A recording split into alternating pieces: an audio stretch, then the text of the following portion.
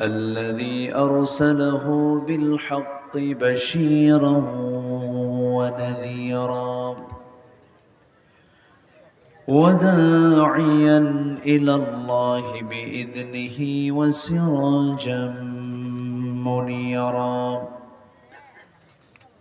فقد قال الله تعالى في كلامه المجيد وفرقانه الحميد: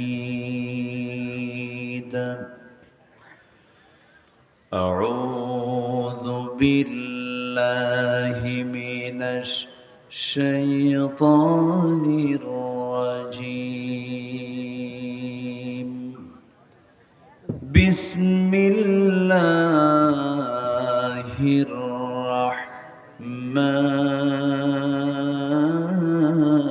الرحيم. إن الذين آمنوا وعملوا الصالحات لهم جنات تجري من تحتها الأنهار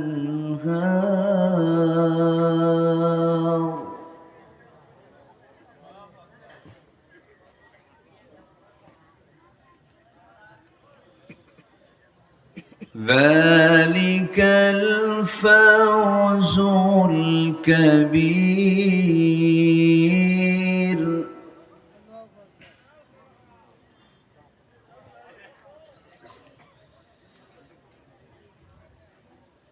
إن بطش ربك لشديد إنه هو يبدئ ويعيد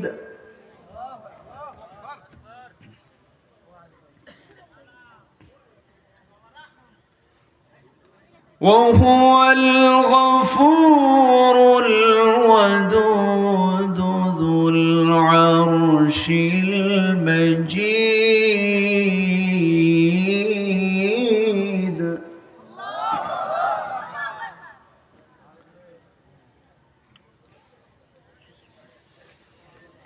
فعال لما يريد.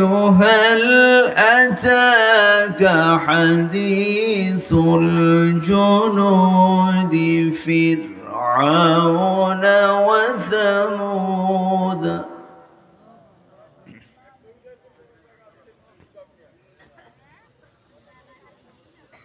بل الذين كفروا في تكذيب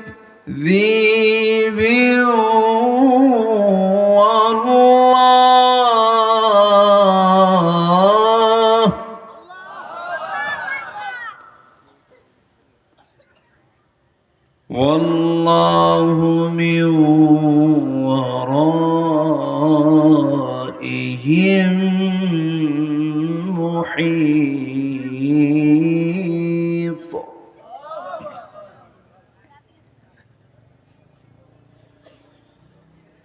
بل هو قرآن مجيد في لوح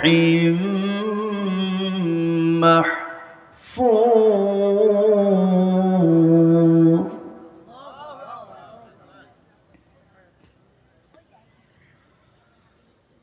الله أكبر. بسم الله الرحمن الرحيم.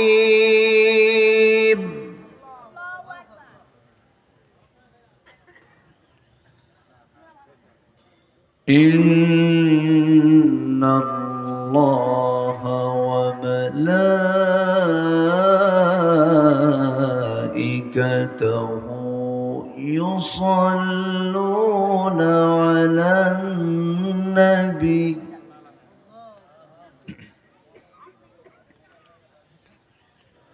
يا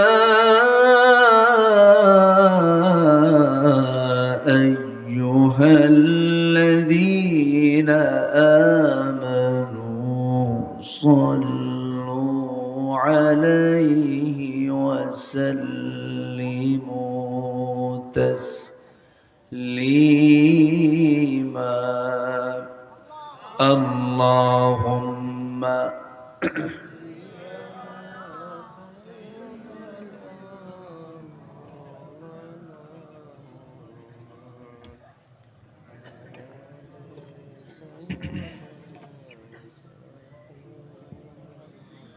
সবাই বলুন বালাগাল উলা বিকামালিহি কাশাফাত তুজা বিজামালিহি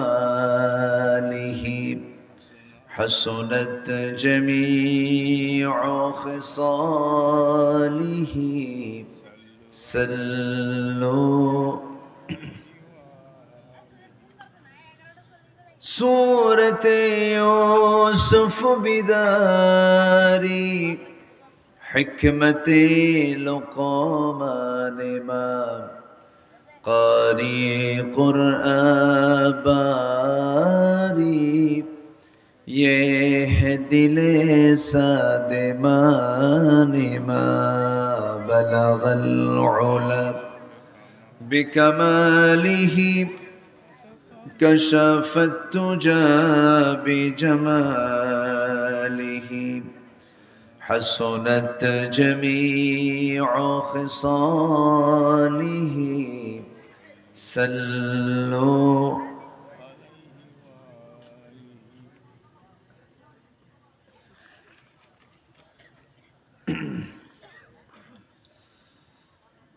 প্রাকৃতিক সৌন্দর্যের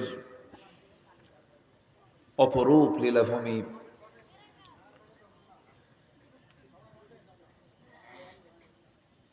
সুজলা সুফলা শস্য শ্যামলা সোনার বাংলাদেশের প্রাকৃতিক সৌন্দর্যে ভরপুর রাজশাহী অঞ্চলের নওগাঁ জেলার সদর উপজেলার কিসমত ভবানীনগর মাহমুদিয়া আক্তার মহিলা নুরানি হাফিজিয়া মাদ্রাসা মাহফিল ইন্তেজামি কমিটি কর্তৃক আয়োজিত গভর্নমেন্ট স্কুল মাঠে অনুষ্ঠিত 22তম তাফসীর মাহফিল 2025 মহৎ আয়োজনের সম্মানিত সুযোগ্য সভাপতি জনাব মাওলানা মাহদি হাসান সাহেব, আজকের মাহফিলের বরেণ্য অতিথি করিম গ্রুপের সম্মানিত চেয়ারম্যান ইসলাম দরদি ব্যক্তিত্ব জনাব আলহাজ জাহাঙ্গীর মিয়া, কথা বলেছেন আমার পূর্বে নন্দিত আলেমে দ্বীন মুহতারাম মাওলানা মেহের আলী আনসারী হাফিজাহুল্লাহ, কথা বলেছেন আমার স্নেহধন্য মুহতারাম মাওলানা গোলাম রব্বানী, উপস্থিত হাজারাত উলামায়ে কেরাম, ফদল ইজাম, সুশীল সমাজ, জাতির শ্রেষ্ঠ সন্তান, শিক্ষক মণ্ডলী, আজকের মাহফিলের প্রধান আকর্ষণ যাদেরকে নিয়ে আজকের এই সাজানো গোছানো বর্ণাঢ্য আয়োজন, সামনে উপস্থিত প্রাণ প্রিয় সম্মানিত দ্বীনী ভাইরা, আড়ালে বসে আছেন শ্রদ্ধেয়া সম্মানিতা মা বোনেরা। আলোচনার সূচনায় আনুষ্ঠানিকতার মধ্য দিয়ে আমার পক্ষ থেকে আবারও দিল খোলা সালাম, আসসালামু আলাইকুম ওয়া রাহমাতুল্লাহি ওয়া বারাকাতুহু। সালামের জবাব খুব দুর্বল মনে হচ্ছে, রমজান তো বহু আগে চলে গেছে। আসসালামু আলাইকুম ওয়া রাহমাতুল্লাহ।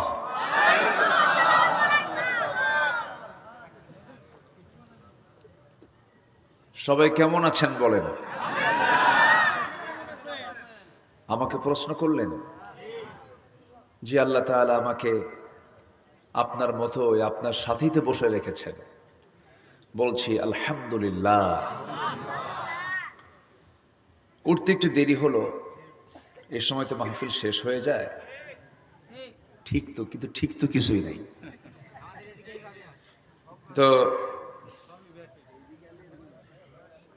উঠতে একটু দেরি যেহেতু হলো, শেষ হতে যদি একটু দেরি হয় কষ্ট হবে কি? আমাকে সময় দেওয়া যাবে? এটা কি ফুল? তাজা ফুল না প্লাস্টিক ফুল? তাহলে সরায় দেয়, সমস্যা হচ্ছে, উপর থেকে সরায় দেয়। ফুলের যেমন কোনো ঘ্রাণ নাই, প্লাস্টিক, মানুষের মনও হয়ে গেছে প্লাস্টিকের মতো, তাই না? জি, সরায় দেন। আমি দেখতে পাচ্ছি না তো, অনেকে দেখতে পাচ্ছি না, ঠিক আছে না? জি, মহান রব্বুল আলামিনের শুকরিয়া, এখনো বসে আছেন এই হাজার হাজার মানুষ। গ্রামীণ জীবনের মানুষ সুস্থ থাকার একটা অন্যতম কারণ হলো গ্রামের মানুষ রাত জাগে না, ম্যাক্সিমাম তারা পরিশ্রমের দেহ, সময় মতো ঘুমিয়ে পড়ে। এটা একটা সুস্থতার বিশাল একটা দিক। এত গভীর রাত পর্যন্ত আপনারা জেগে জেগে কোরআন শোনার জন্য এখন অপেক্ষার প্রহর গুনছেন। আল্লাহর মেহেরবানি, বলি আলহামদুলিল্লাহ, জোরে বলি আলহামদুলিল্লাহ, চিৎকার মেরে বলছে আল্লাহুম্মা ইন্নী আসআলুকা আল হুদা ওয়াত তুকা ওয়াল আফাফা ওয়াল গিনা। সবাই বলি আল্লাহুম্মা আইন্নি আলা যিকরিকা ওয়া শুকরিকা ওয়া হুসনি ইবাদাতিকা। আমরা আল্লাহ তাআলার শুকর আদায় করে নিলাম। সম্মানিত হাজিরিন, আমার পূর্বের যিনি মেহমান ছিলেন, অত্যন্ত চমকপ্রদ, অত্যন্ত মধুমিশ্রিত, তথ্যবহুল তারা কথা বলেছেন। আমি শেষ ক্লাসে উঠেছি। ছোট্টবেলায় যখন মাদ্রাসায় পড়তে যেতাম, প্রথম ক্লাস খুব মজা পেতাম। শেষ ক্লাসে যখন ওস্তাজ আসতো ক্লাসে, মনে হতো ওস্তাজটা বের হবে কখন। তো সবাই তো মাহফিলের যৌবনকাল পার করছেন, আমি উঠছি বুড়াকালে, বুঝেন নাই? এখন দেখি আপনি যদি আমাকে সহযোগিতা করেন, আমি তো তখন কথা বলতে পারবো। যদি আপনি আমাকে ছেড়ে চলে যান, আমি কি কথা বলতে পারবো? আমাকে সময় দিচ্ছেন তো নাকি? জোরে বলি ইনশাআল্লাহ। এমন একটা গায়ে এসেছে যে গা কখনো পুরাতন হয় না, তার নাম হলো নওগাঁ। কখনো পুরাতন হবে না, চিরজীবন, চির নতুন। নওগাঁ, নতুন যে গা, এটাই হচ্ছে নওগাঁ। আবার সেখানে আবার মাঠ আছে নওজোয়ান, না কোনো বুড়া জোয়ান মানে কোনো কিছু নাই, ওটাও নওজোয়ান মানে জোয়ানটাও ন। এখানে কোনো পুরাতন টুরাতন কিছু নাই। এখানে কথা চলছে, এটা মাঠ, এটা বাজার নয়, এটা মাহফিল। এখানে কোনো কথা বলা বিনা কারণে হালাল না হারাম বলেন তো? বলেন, একটু ফতুয়া দিয়েই দিই। মাহফিলে কোরআনের আলোচনায় আশপাশ থেকে যদি কোনো কথা অপ্রয়োজনীয় আসে, এটা কি হালাল হবে না হারাম হবে? কি ঠিক আছে না? ফাসতামিউ লাহু ওয়া আনসিতু, শোনো, চুপ থাকো। এটা কি অনুরোধ না হুকুম? কার হুকুম এটা? আল্লাহর ওয়ার্ডার এটা। চুপ থাকতে হবে, মনোযোগ সহকারে শুনতে হবে। আসুন আমরা আলোচনার দিকে যাচ্ছি। আমি আলোচনার সূচনা আমার অভ্যাস অনুযায়ী সূরাতুল বুরুজ থেকে। আমি খুব পরিচিত, এগুলো যারা নামাজ পড়েন তারা এই সূরাগুলো ইমামের পিছনে পড়লে পরে শুনতে পান। সূরাতুল বুরুজ থেকে আমি শেষ দিকের কয়েকটা আয়াতে কারিমা আমি তেলাওয়াত করেছি। আয়াতগুলোকে সামনে রেখে কিছু কথা বলতে চাচ্ছি। ওয়ামা তাওফীকি ইল্লা বিল্লাহ আলাইহি তাওয়াক্কালতু ওয়া ইলাইহি উনীব। আমার মাইকের আওয়াজ, আমার আওয়াজটা, আমার কথা সবাই কি শুনতে পাচ্ছেন? সবার কানে কি আওয়াজটা যাচ্ছে? বলি আলহামদুলিল্লাহ। আপনারা সমর্থন পেয়েছেন, মাইকের আওয়াজ সবাই শুনতে পাচ্ছেন, মাইক ভালো, বলি আলহামদুলিল্লাহ। মাইক ওয়ালা যে কি আল্লাহ জানে। মাইক ভালো, সবচেয়ে বেশি ওয়াজ শুনে কে বলেন তো? যদি আমল যদি হতো তাহলে তো সবচেয়ে বড় বুজুর্গ মাইক ওয়ালা হওয়ার কথা, কিন্তু নামাজ পড়ে না। কি করে না? নামাজ পড়ে না। সম্মানিত ভাইয়েরা, আমরা কোরআন শুনতে এসেছি। আমরা কি দুর্ভাগা না সৌভাগ্যবান? পোড়া কপাল না ভালো কপাল? সবাইকে কোরআন শুনতে পারে? কোরআন শুনলে ইমান মরে যায় না তাজা হয়? বলেন বলেন বলেন। তাজা হয়ে যায়। গান শুনলে কি হয়? মুনাফিক হয়। আল গিনা ইয়াবতুন নিফাকা ফিল কলবি। যারা স্বেচ্ছাসেবক আছেন শুধু হাতে কাজ করবেন, মুখে কোনো কথা বলবেন না। হাতে কাজ করবেন, মুখে কোনো কথা বলবেন না দয়া করে। আমি খুবই আনন্দিত আপনাদেরকে পেয়ে। এত সুন্দর পিনপতন নীরব হয়ে আপনারা কথাগুলো শুনছেন। সম্মানিত ভাইয়েরা, কোরআন শুনলে ইমান তাজা হয়, কিন্তু এই তাজা হওয়ার যে মাধ্যম কোরআন শোনা, এটাকে দীর্ঘ 16 বছর বিগত সময়ে আমাদেরকে ভালো করে শুনতে দেয়নি, আমাদেরকে বলতেও দেয়নি। বলতে দিছে? উনি বলেছেন আমার আগে, আমি ওইদিকে যাব না বেশি। আমরা যখন মঞ্চে উঠতাম তখন আমাদের ডানে আর বামে কিরামুন কাতিবিন বসে রাখত। থানা থেকে হুমকি ধামকি দেওয়া হতো, গ্রেফতার কিনতে হবেন, কোন দিক দিয়ে গেছেন, গাড়ির নাম্বার কিন্তু নেওয়া আছে, যে কোনো মুহূর্তে আপনাকে ধরে জঙ্গির মামলা দেওয়া হবে। সেই জঙ্গির নাটক 16 বছরও চলেছে। 8 মাসে কোনো জঙ্গির কোনো নাটক আর নাই, কারণ এই জঙ্গি নাটকের যিনি নাট্য করে তিনি এখন দিল্লি গিয়ে বসে আছেন। ঠিক কিনা? ওগুলো শেষ, ওই ইনিংস আর আসবে না।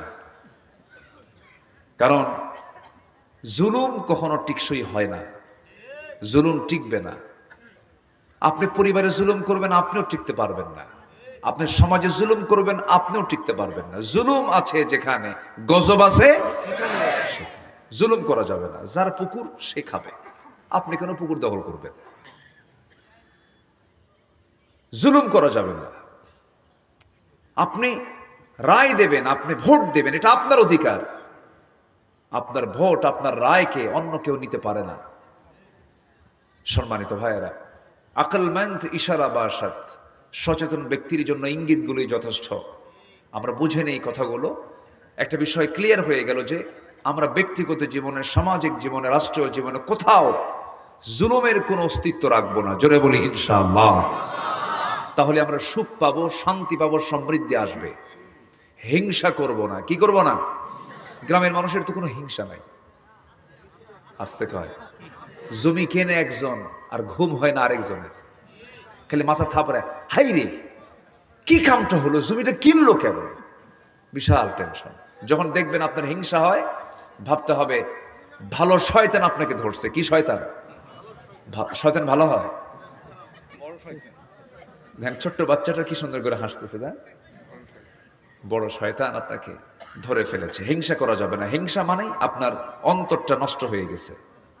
কারো ভালো দেখলে কি হিংসা হবে না আনন্দ লাগবে? আনন্দ। বলেন, কারো ভালো ভালো কিছু দেখলে কি হবে? আনন্দ আসবে। আল্লাহ তুমি তাকে দিয়েছো, আমাকেও দাও। এরকম আকাশের মতো হৃদয় আমরা বানাবো। জোরে বলি ইনশাআল্লাহ। যে হিংসা করে সে সুখীও না, যে হিংসুক সে কোনোদিন সুখী হতে পারে না। আমার বন্ধুগণ, একটু কান লাগাবেন।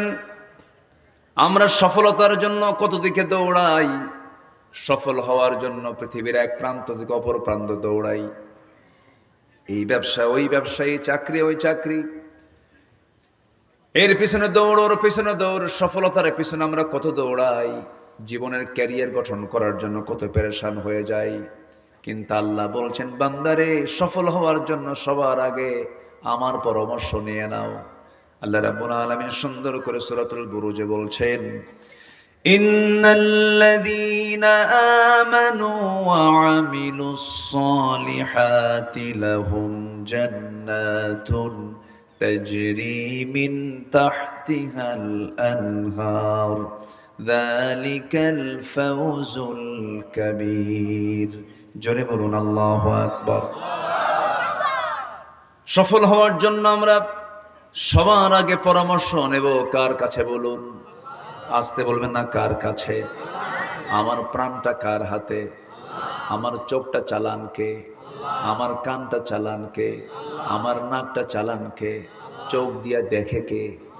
আল্লাহ। আল্লাহ দেখে না? আমি দেখি, কিন্তু চালান কে? আল্লাহ। আল্লাহ চালায়া দেন, আমি তা দিয়ে দেখি। আল্লাহ চালায় নেন, আমি তা দিয়ে শুনি।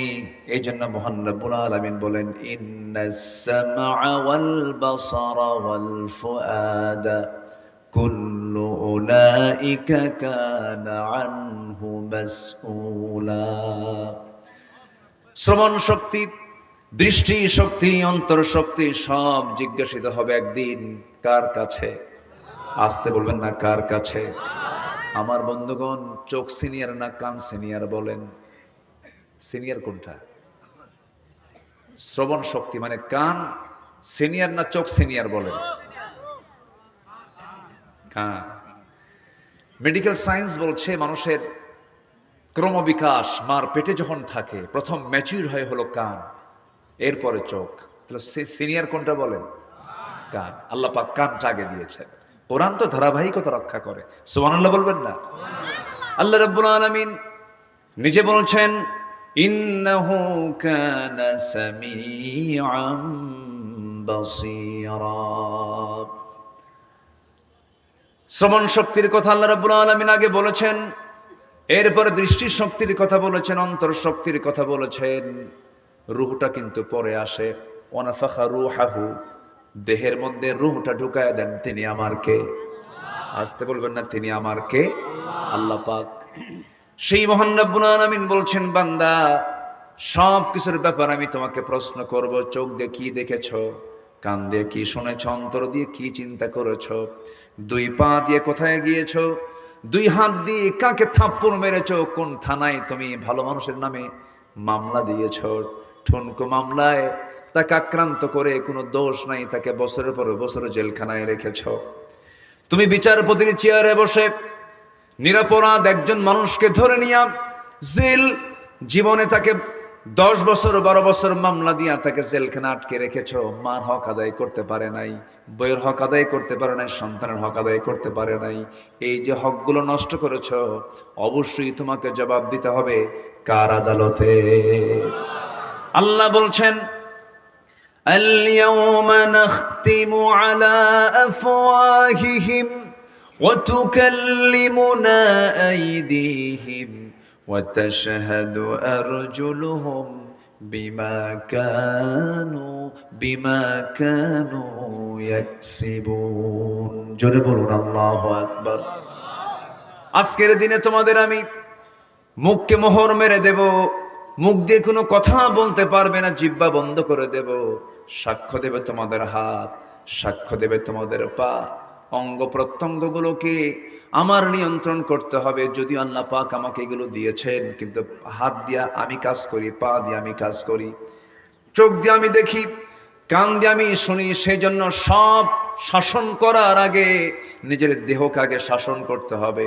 মাথা থেকে পা পর্যন্ত, মাথা থেকে পা পর্যন্তই 3.5 হাত বডি নামক এই রাষ্ট্রকে যদি আমি নিজে যদি ভালো করতে পারি, আমি ভালো হলে পরিবার ভালো হয়ে যাবে, পরিবার ভালো হলে সমাজ ভালো হয়ে যাবে, সমাজ ভালো হলে রাষ্ট্র ভালো হয়ে যাবে। এই জন্য আল্লাহ রাব্বুল আলামিন সুন্দর করে বলছেন, কু আনফুসাকুম ওয়া আহলিকুম নারা। নিজে বাঁচো এবং তোমার পরিবারকে জাহান্নাম থেকে বাঁচাও।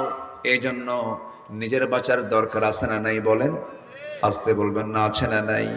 এক্ষুনি মরে যাব, কেউ কি আমার আপন নাকি? আসতে কয়, কেউ কি আমার আপন নাকি?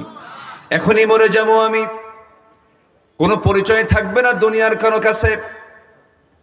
যেদিন মরে যাব সেই দিন কিছু কান্নার রোল পড়বে, শোকাহত হয়ে পড়বে, চোখের পানি ফেলে ফেলে কাঁদবে, বন্ধু আসবে, আত্মীয় স্বজন আসবে, জানাজা সম্পূর্ণ হয়ে যাবে।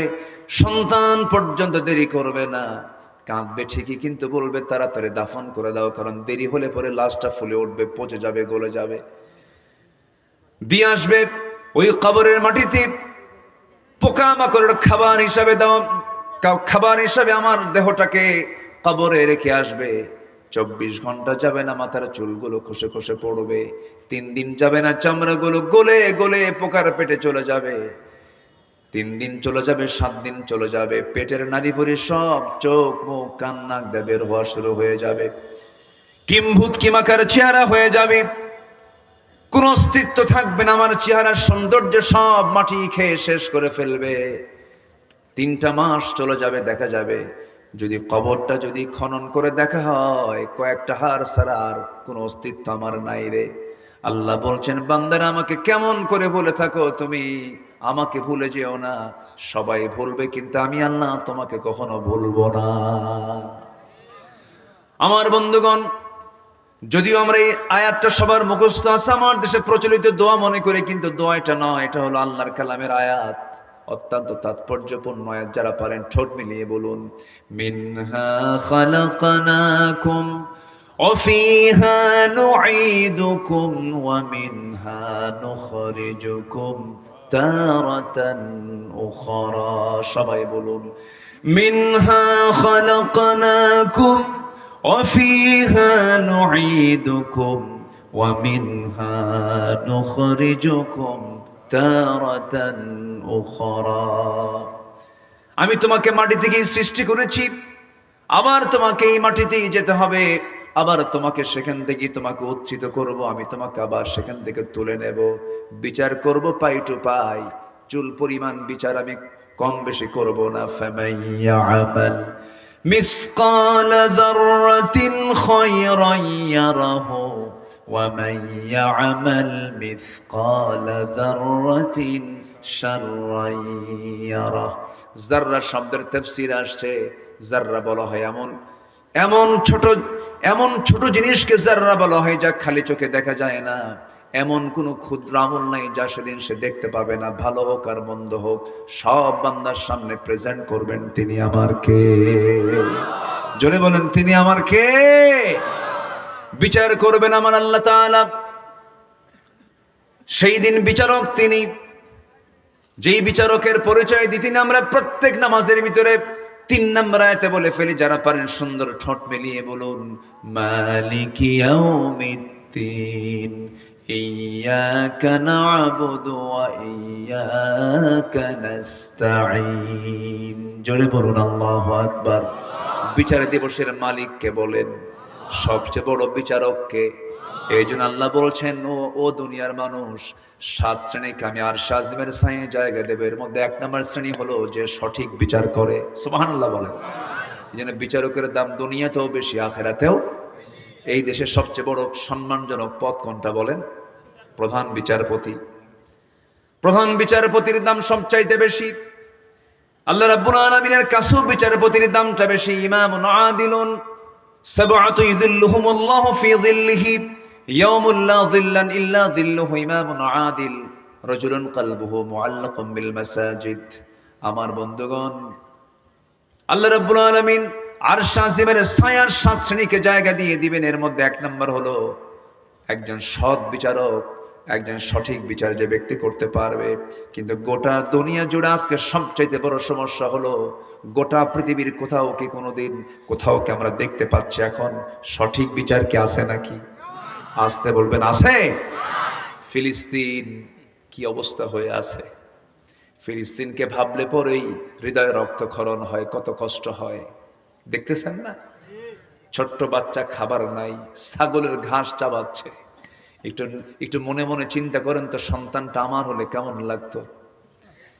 ঘাস চাবায়া ক্ষুধা নিবারণ করতেছে। যেমন করে আমার নবীজি 3.5 বছর শিবে আবু তালেবের মধ্যে যখন ছিলেন, 3.5 বছর খাবার না পায়া পাথরের উপরে মাঝে মাঝে বৃষ্টি হতো, দুর্বা ঘাস, কিছু কিছু ঘাস জন্মতো, সেই ঘাসগুলো চাবা সাহাবীরা ক্ষুধা নিবারণ করেছেন।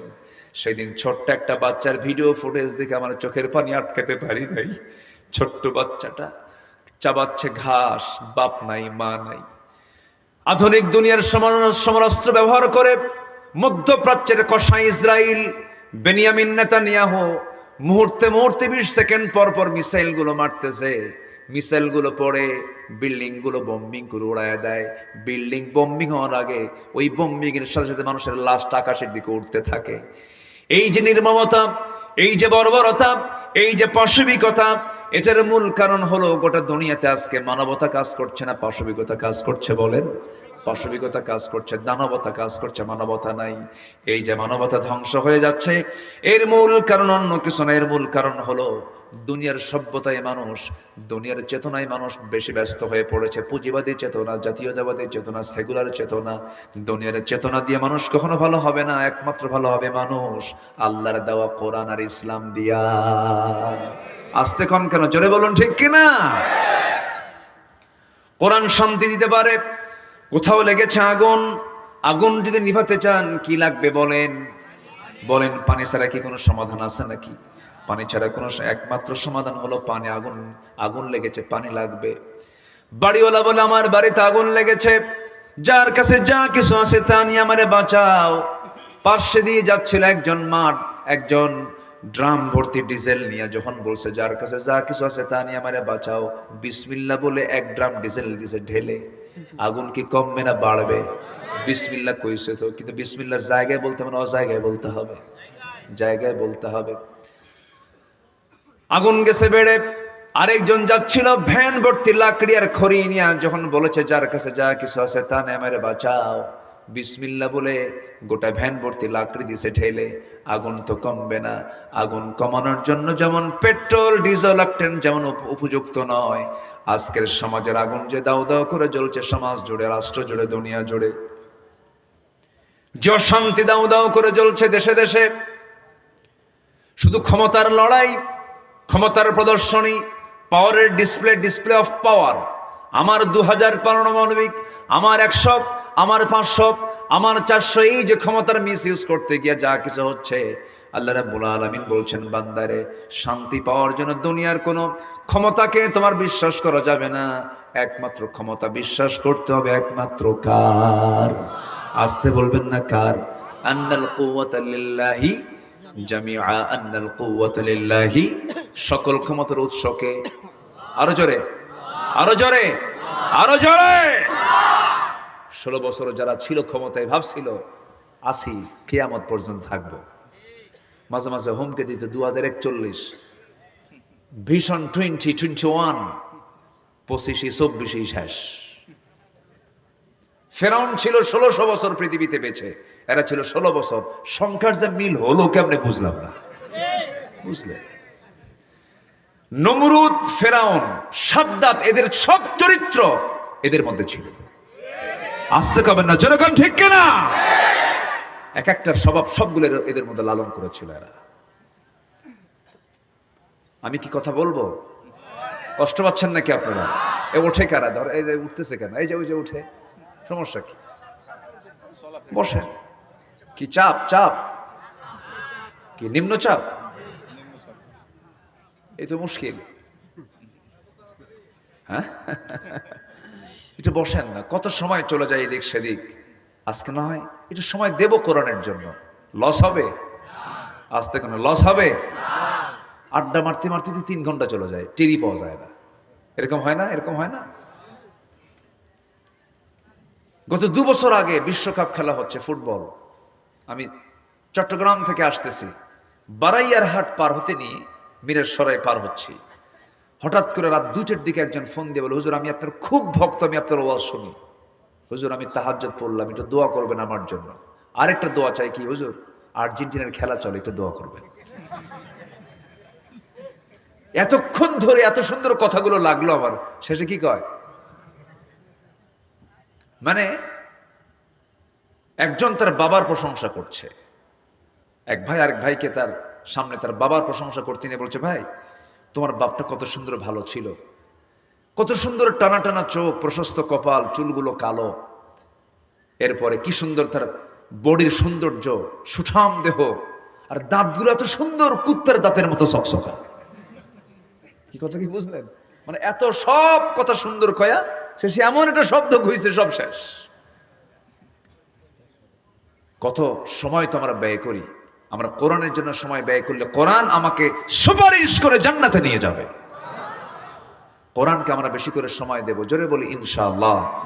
কোরআন আমাকে সময় দিয়ে জান্নাতে নিয়ে যাবে। সুবহানাল্লাহ বলেন। কোরআন কিন্তু খুব দামি কিতাব। আল্লাহু আকবার বলেন। যখন খারাপ লাগবে তেলাওয়াত করবেন, যখন খারাপ লাগবে তেলাওয়াত শুনবেন, যখন খারাপ লাগবে, প্রচন্ড রাগ উঠে গেছে, আপনার মনে অশান্তি, সেজদায় পড়ে ঘন্টার পর ঘন্টা থাকবেন, দেখবেন এর চাইতে প্রশান্তি পৃথিবী তার কোথাও নাই। সেজদা দিবেন, স্ট্রোক করবেন না। সেজদা দিবেন, ব্রেন স্ট্রোক হবে না। তারপরে কি বলে, হার্ট স্ট্রোক হবে না, ব্রেন স্ট্রোক হবে না। একটু সেজদায় পড়ে কাঁদবেন, দেখবেন মন প্রশান্ত হয়ে গেছে, দিল ঠান্ডা হয়ে গেছে। প্রশান্তি, আনন্দ, তৃপ্তি দেয় একমাত্র ইবাদতে। কিসে বলেন তো? ইবাদতে, সেজদায়। আমরা সেজদায় পড়ে কাঁদবো, জোরে বলি ইনশাআল্লাহ। তাহাজ্জুদ রেগুলার করব, ফজর নামাজ না পড়লেও চলবে। কাজা করা যাবে? মানে মাথায় টুপি, পরনে লুঙ্গি নাই, তা তো হবে না। আমার দেশে আবার এগুলো নিয়ে খুব ব্যস্ত। সবে কদর আর সবে বরাত আসলে পরে ওরে বাপরে বাপ, সিজনাল মুসল্লি হাজির হয়ে যায়। ওদের নামাজ, ওদের সেজদার চোখের পানি দেখে মনে হয় কেবলে আকাশ থেকে জিব্রাইল নামছে। আছে না নাই? এরকম হওয়া যাবে না। আমরা ইবাদত করব একদিন না সব দিন, এক রাত না সব রাত। নামাজ হবে 7 দিন, একদিন না 7 দিনের প্রতিদিন। কয় ওয়াক্ত নামাজ? 5 ওয়াক্ত নামাজ। আমরা সফল হয়ে যাব, জোরে বলি ইনশাআল্লাহ। একটু কান লাগান। আমরা সফল হতে চাই কি সবাই? সফল হওয়ার জন্য আমরা আসুন কোরআনের আলোকে সফলতার কিছু শর্তাবলী আমি আজকে বলতে চাচ্ছি। 10টা শর্তাবলী নিয়ে আমি কথা বলবো। কয়টা বলেন তো? 10টা শর্তাবলী আমি দেব কোরআন থেকে। আমি আমার বাবার, আমার দাদার কোনো কথা বলতে আসিনি। আমার দেশে তো বাপ নিয়ে বহু কিছু হয়েছে। আমার বাপই দেশ স্বাধীন করছে। ছিল হলো, দেশটা ছিল যেন ওদের কাছে পৈতৃক সম্পত্তির মতো। মুক্তিযুদ্ধ ছিল ওদের ব্যবসা, ওরা ব্যবসা মনে করেছিল। সোনার ছেলেরা, মেধাবী ছেলেরা, অক্সফোর্ড অফ দি ইস্ট, প্রাচ্যের অক্সফোর্ড নামে খ্যাত ঢাবির ছেলে পেলেগুলো তারা আন্দোলন করে বলল, ছাত্র বৈষম্য বিরোধী আন্দোলনের ছেলেরা বলল, আমাদের সন্তান তো তারা, কে মেধার যাচাই হোক, কোটাকে বাতিল করো। জবাব দিতে নিয়ে উনি বলে ফেললেন যে রাজাকারের নাতিপুতিরা চাকরি পাবে। 54 বছর পরে এসেও যদি এই সমস্ত কথাগুলো আমাদের শুনতে হয়, এই দেশের মানুষ আর বোকা নাই। আসতে কন কেন?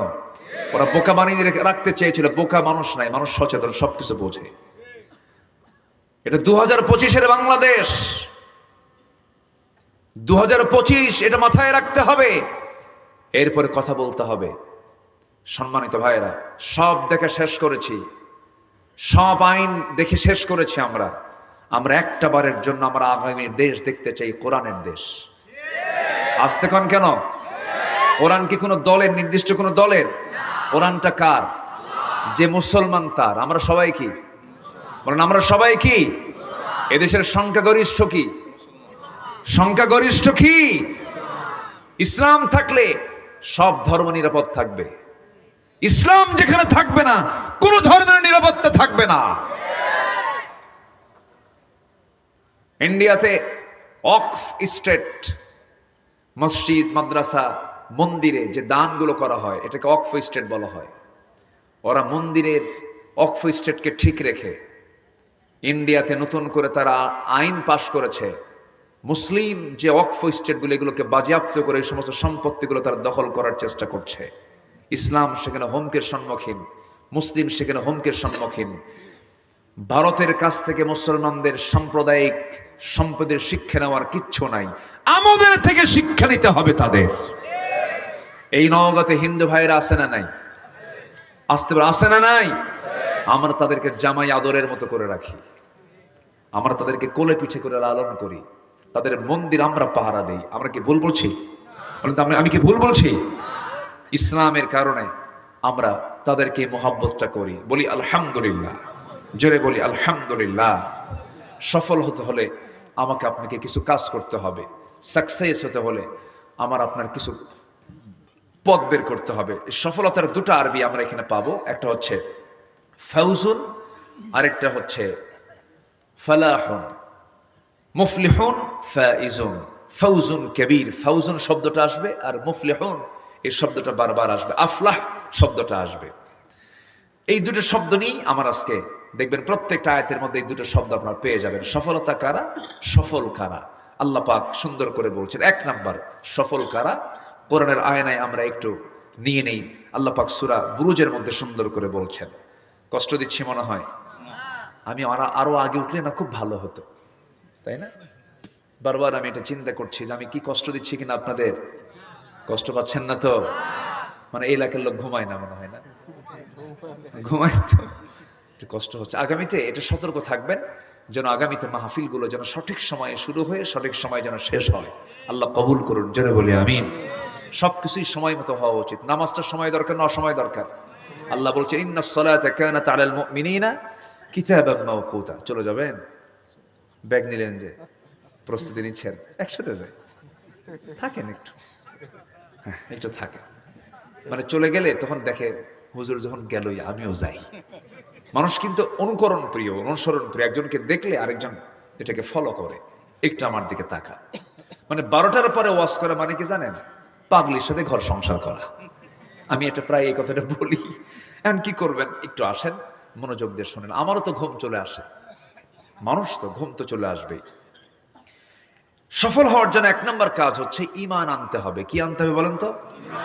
এখন হয়তো বলুন হুজুর এত কমন কথা বললেন, ঈমান তো আমার আছেই। আমার বাপের নাম, আমার সবাই তো আমরা ইসলামওয়ালা। আমার দাদার নাম আমিনুল ইসলাম, আমার বাপের নাম শরীফুল ইসলাম, আমি শহীদুল ইসলাম। সব 3 ইসলাম তো একসাথে আছে। হ্যাঁ, বংশগত ইসলাম দিয়ে কাম হবে না, কর্মগত ইসলাম থাকতে হবে। বংশের পরিচয় দিয়ে জান্নাত পাওয়া যাবে না। বাবা ছেলেকে জান্নাতে নিয়ে যেতে পারবে না, ছেলে বাপকে জান্নাতে নিতে পারবে না। যদি তাই পারতো, ইব্রাহিম আলাইহিস সালাতু ওয়াস সালামের বাবা ছিল মুমিন না মুশরিক? বলেন বলেন। ইব্রাহিম আলাইহিস সালাতু ওয়াস সালাম জান্নাত পেয়ে যাবেন, কিন্তু তার বাবা জান্নাত পাবে না। বাপ হয়ে লাভ নাই। ছেলে কেনান জাহান্নামী, বাপ নূহ আলাইহিস সালাতু ওয়াস সালাম জান্নাতি। কেন? ঈমান আছে, ঈমান নাই। ছেলের ঈমান নাই, বাবার ঈমান আছে। ঈমান ছাড়া কোনো উপায় নাই। বংশগত কোনো পরিচয় দিয়ে জান্নাত পাওয়া যাবে না। বংশগত পরিচয় দিয়ে যদি জান্নাত পাওয়া যেত, আমার নবীর বংশ কুরাইশ, আবু জেহেলের বংশটাও কি বলেন? বলেন বলেন বলেন বলেন। আবু লাহাবের বংশ কি বলেন? কুরাইশ। কুরাইশ বংশে জন্ম নিয়েও কোনো লাভ হবে না, কারণ আবু লাহাব, আবু জেহেল, উতবা, শাইবা, এই কাট্টা কাট্টা কাফের গুলো সম্ভ্রান্ত বংশে তাদের জন্ম হয়েছে। বংশের পরিচয় দিয়ে জান্নাত পাওয়া যাবে না। আল্লাহ রাব্বুল আলামিন বলেন ইন্না খালাকনাকুম মিন যাকারিন ওয়া উনসা ওয়া জাআলনাকুম শুউবান ওয়া ক্বাবাইলা লিতাআরাফু ইন্না আকরামাকুম ইনদাল্লাহি আতকাকুম। আমি তোমাদেরকে এক নর এবং নারী থেকে সৃষ্টি করেছি, এরপরে বিভিন্ন বংশ বিস্তার করে দিয়েছি, বিভিন্ন গোত্র করে দিয়েছি, ভাষা করে দিয়েছি। নওগাঁর ভাষা, নওগাঁ সদরের ভাষা আর নজিপুর পোরশার ভাষা কি একরকম না 2 রকম? একরকম না 2 রকম?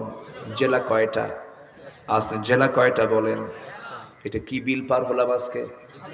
হ্যাঁ, হাসাই গাড়ি বিল পার হলাম। আর একটা বিল আছে সাপাহারের দিকে, হলো জবাই বিল। ওখানে সব জবাই করে।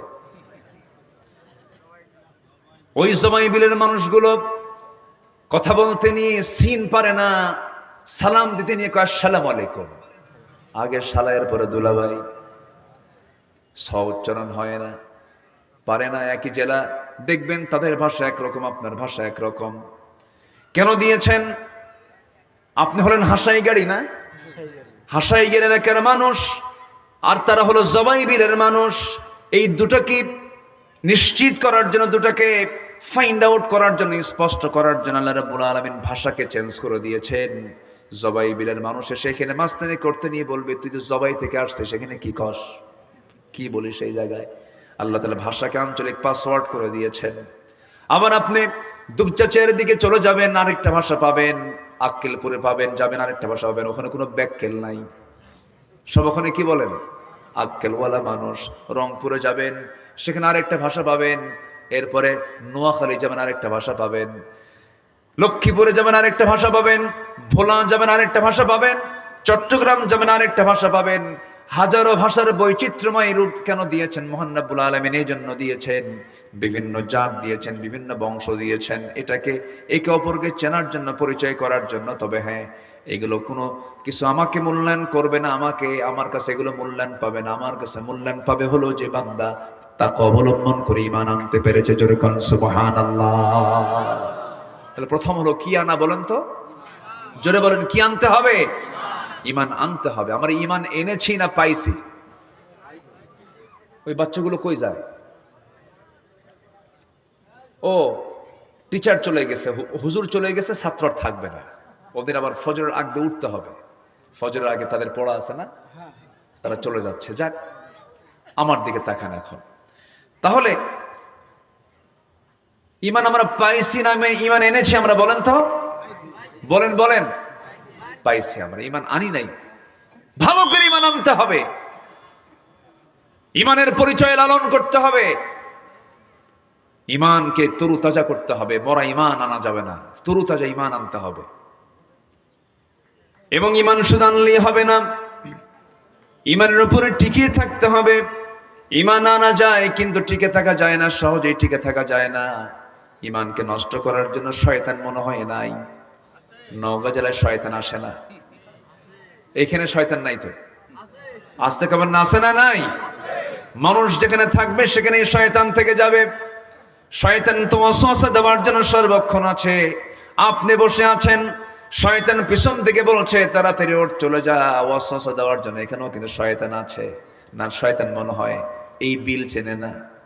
ঠিকই চেনে। শয়তান কিন্তু জান্নাত পর্যন্ত চিনে। জান্নাতের মধ্যে আদম আলাইহিসসালাম, হাওয়া আলাইহিসসালাম যখন থাকলেন, শয়তান জান্নাতের মধ্যে ঢুকে দুজনকে ওয়াসওয়াসা দিয়েছিল যে শয়তান জান্নাতে ঢুকে আমার বাপ মাকে ওয়াসওয়াসা দিতে পারে, সেই শয়তান বুঝি এই এলাকা চেনে না? কি চেনে কিনা বলেন? চিনে। একটু কান লাগাবেন, মনোযোগ দিয়ে কথাগুলো শুনবেন। ঈমান এনেছি আমরা, ঈমান নিয়ে টিকে থাকতে হবে। ছোট্ট একটা ইতিহাস মনে পড়লো, একটু সুন্দর করে মনোযোগ দিয়ে কানটা লাগাবেন। একজন সাহাবী কালিমা গ্রহণ করেছেন, বাড়িটা তার মক্কা এবং মদিনার ঠিক মাঝখান বরাবর তার বাড়ি। দিন গ্রহণ করেছেন, বাপটা ছিল না তার, ছোট্টবেলায় বাপ মারা গেছে। চাচার কাছে তিনি মানুষ হয়েছেন। ঈমান যখন এনেছেন, কালিমা যখন গ্রহণ করেছেন, চাচার কানে সংবাদ চলে গেল। চাচা বলে ফেললো, ভাতিজা কি যেন শুনলাম, তুমি নাকি কালিমা গ্রহণ করেছো, ঈমান এনেছো। মুস্কি হাসি মেরে বললেন, চাচা আপনি শুনবেন কেন? আপনি দেখেন, আশহাদু আল্লা ইলাহা ইল্লাল্লাহু ওয়াহদাহু লা শারীকা লাহু ওয়া আশহাদু আন্না মুহাম্মাদান আবদুহু ওয়া রাসূলুহু। হেদায়েতের মালিক কে? আরো জোরে, আরো জোরে, আরো জোরে। আমাকে হেদায়েত দিতে পারেন তিনি আমার কে? এই জন্য হেদায়েত চাইতে হবে কার কাছে? এক সময় না সব সময়। ইহদিনাস সিরাতাল মুস্তাকিম। প্রত্যেক নামাজে এই দোয়া আছে না নাই? আছে। আল্লাহর কাছে হেদায়েত চাইতে এবং বলতে হবে, আল্লাহ জীবনের শেষ নিঃশ্বাস থাকা পর্যন্ত আমাকে হেদায়েতের উপরে রেখে দিও। আল্লাহর কাছে রোনাজারি করে কাঁদতে হবে। আমার বন্ধুগণ, ওই সাহাবী যখন কালিমা পড়েছেন, চাচা শোনার সঙ্গে সঙ্গে বলতেছে, তুই এতিম ছিলে, তোরে দেখলাম আমি, আমার সম্পত্তি তোর নামে লিখে দিয়েছি। তুই কি জানিস ঈমান আনার কারণে তোর কত বড় ক্ষতি হতে পারে? কি চাচা, কি বলবেন আপনি বলেন? সমস্ত সম্পত্তিগুলো তোর থেকে আমি জোরপূর্বক নিয়ে নেব। মুস্কি হাসি মেরে সেই সাহাবী বলছেন, চাচা জোরপূর্বক নেওয়া লাগবে কেন? কারণ এই দুনিয়ার সকল সম্পত্তির চাইতে আমার কাছে সবচেয়ে বড় সম্পত্তি হলো আমার ঈমান। জোরে কান সুবহানাল্লাহ। ঈমান এনেছি আমি। ও চাচা, আপনার জোর করে আমার কাছ থেকে সম্পদ নিতে হবে না, সব জমিগুলো আপনাকে আপোষেই দিয়ে দিলাম, সম্পদগুলো দিয়ে দিলাম। চাচার রাগ কমলো না। চাচা খেপে গিয়ে রেগে গিয়ে থাপ্পড় মেরে তার জামাটা টান মেরে ধরে টেনে ছিঁড়ে তাকে শরীর থেকে কাপড়টা বিচ্ছিন্ন করে ফেললো। এরপরে এক পর্যায়ে লুঙ্গিটাও খুলে নিল, উলঙ্গ করে ঘর থেকে বের করে দিল। উলঙ্গ হয়ে তাকে ঘর থেকে যখন বের করে দিয়েছে, তিনি চোখ বন্ধ করে দৌড় মেরেছেন। মার দরজায় গিয়ে বলছে, মা দরজা খোলো। দরজা খোলা মাত্রই ওই সাহাবী বলছেন, মা আমার দিকে তাকায়ও না, দিন গ্রহণ করেছি, ঈমান এনেছে, এই কারণে আমার চাচা আমার শরীর থেকে লুঙ্গিটা পর্যন্ত খুলে নিয়েছে। মা দেখো তো ঘরের মধ্যে কোনো চাদর আছে কিনা, কোনো কাপড় আছে কিনা, আমার সতরটা ঢাকা দরকার। ছোট্ট এক খণ্ড কাপড় দেওয়া হলো, সেই কাপড় দিয়ে তার সতর ডেকে নিয়া এবার বলছে, মা পৃথিবীর কোনো দরবার ভালো লাগে না, আমার কাছে নবীর দরবার ভালো লাগে, আমি নবীর দরবারের দিকে রওনা দিলাম। রওনা দিয়ে যখন তিনি রাতের বেলা যখন রওনা দিয়েছেন, খালি গায়ে, শুধু গায়ে একখানা, গোটা দেহে একখানা সতর ঢাকার জন্য কাপড় আছে।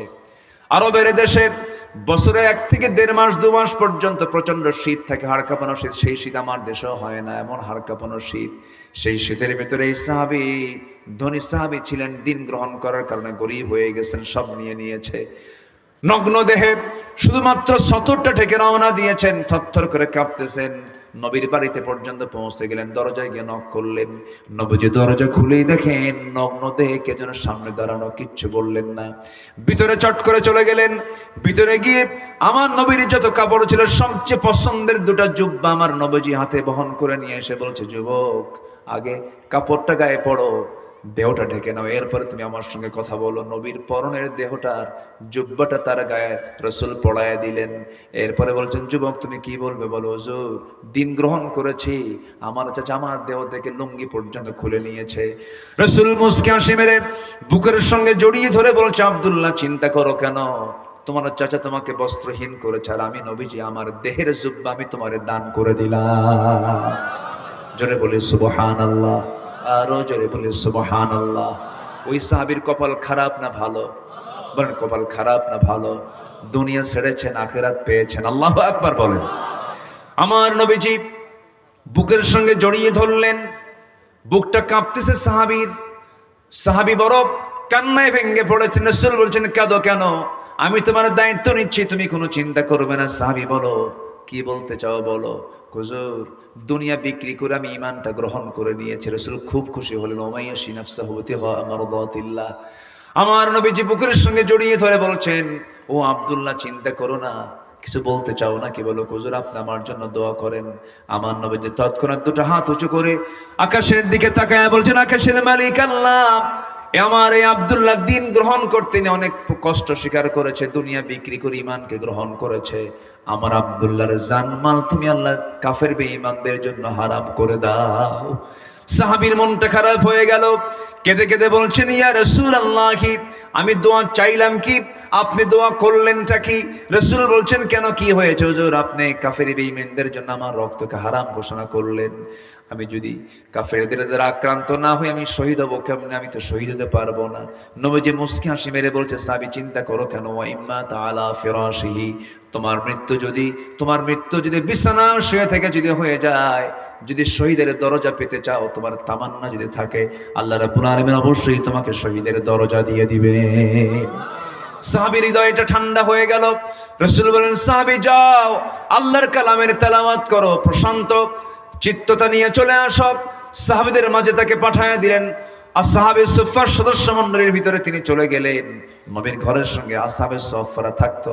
ওই সাহাবীদের মাঝে যখন আব্দুল্লাহ চলে গেলেন, চিৎকার মেরে মেরে বড় বড় আওয়াজে কোরআন তেলাওয়াত করেন বলে সাহাবে কেরামদের একটু বিরক্তি চলে আসলো। রাসূলকে বলেন, হুজুর এমন নতুন সাহাবী আসছে যে জোরে জোরে কোরআন পড়ে আমাদের ডিস্টার্ব হয়। কে? আব্দুল্লাহ জুল বাজাদাইন। রাসূল বলছেন, না রে না, আমার আব্দুল্লাহর ব্যাপারে তোমরা কেউ অভিযোগ দিও না, কারণ আমার আব্দুল্লাহ ঈমান আনতে নিয়ে দুনিয়া বিক্রি করে সেই ঈমানটা গ্রহণ করেছে। আর আমরা ঈমান বিক্রি করি মাত্র একটা বিড়ির প্যাকেট খায়া। কি আমি কি ভুল বলতেছি? আমার ঈমানটা এত সস্তা বানায় নিয়েছি, 1 কাপ চা খেয়ে আমরা ঈমান বিক্রি করে ফেলি। আমি কি আলোচনা করব আলোচনা? আমার বন্ধুগণ, আব্দুল্লাহ জুল বাজাদাইন রাদিয়াল্লাহু তাআলা আনহু আল্লাহর কালাম তেলাওয়াত করেন, আবেগ আপ্লুত হয়ে চোখের পানি ফেলে ফেলে কাঁদেন। যুদ্ধের একটা টাইম চলে এলো। আমার নবীজি মদিনার মসজিদ থেকে রওনা করলেন জিহাদের ময়দানে। রাসূল বলেন, আব্দুল্লাহ রে, আমার প্রিয় সাহাবী, চলো আমার সঙ্গে যুদ্ধে চলো। সাহাবী খুব খুশি হয়ে গেলেন, রওনা করলেন, যুদ্ধে শামিল হলেন। যুদ্ধ শেষ হয়ে গেল। আব্দুল্লাহকে সঙ্গে করে নিয়ে, সবাইকে সঙ্গে করে নিয়ে রাসূল করিম সাল্লাল্লাহু আলাইহি সাল্লাম রওনা দিলেন মদিনার দিকে। হঠাৎ রাস্তার মধ্যে খবর চলে এলো, রাসূলকে বলা হলো, ইয়া রাসূলুল্লাহ আপনার সবচেয়ে প্রাণপ্রিয় সাহাবী আব্দুল্লাহ দারুণ অসুস্থ হয়ে পড়েছে। নবীজি চূড়ান্ত টেনশনে পড়ে গেলেন, বললেন দেখো তো আমার সাহাবীকে কেমন করে সেবা করা যায়, চিকিৎসা করা যায়, চেষ্টা করো। সাহাবে কেরাম 3 দিন 3 রাত পর্যন্ত তার সেবায় আত্মনিয়োগ করলেন, কিন্তু উপকার হলো না। এক পর্যায়ে আব্দুল্লাহ দুনিয়া থেকে বিদায় নিলেন। নবীর কানে সংবাদ চলে এলো রে, আমার নবীজি কাঁদতে কাঁদতে বলছেন, সাহাবীরা আমার কলিজার টুকরা আব্দুল্লাহ দুনিয়া থেকে বিদায় নিয়েছে। আমার আব্দুল্লাহর জানাজার দায়িত্ব আমি কাউকে দেব না, তোমরা তার গোসলটা করাইয়া দাও, কাফনের কাপড়টা পরাইয়া দাও। আজকের জানাজার দায়িত্ব আমি কাউকে না দিয়ে আমি রাসূল নিজে তার জানাজার দায়িত্ব নিয়ে নিলাম। জোরে বলে সুবহানাল্লাহ, আরো জোরে সুবহানাল্লাহ। এই যে দামগুলো বেড়েছে শুধুমাত্র একটা মাত্র কারণ, তার হচ্ছে ইমানের জন্য। কিসের জন্য বলেন? ইমানের জন্য।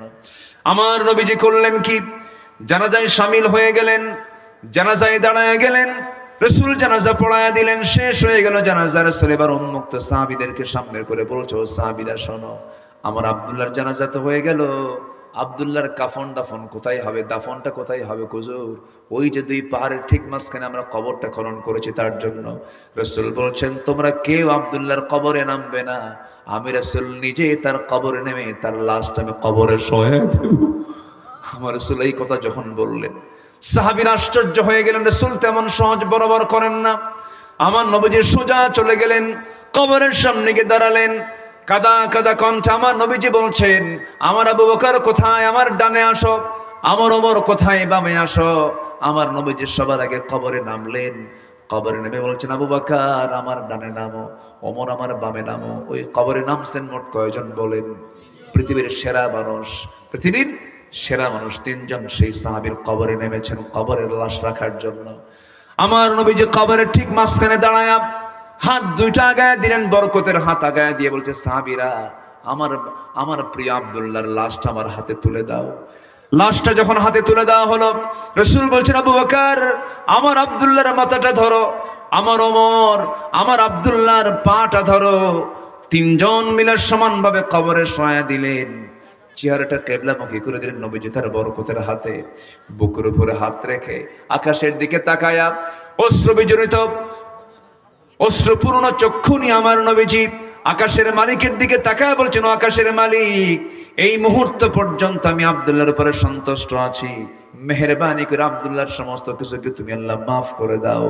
এই দোয়া যখন করতেছিলেন, এমন সময় পাশে দাঁড়িয়ে থাকে একজন সচেতন সাহাবী, সাদ বিন আবি ওয়াক্কাস হাউমাউ করে শিশুর মতো কান্দে। সাহাবা কেরাম বলছেন, সাদ রে তুমি কান্দো কেন, কি হয়েছে?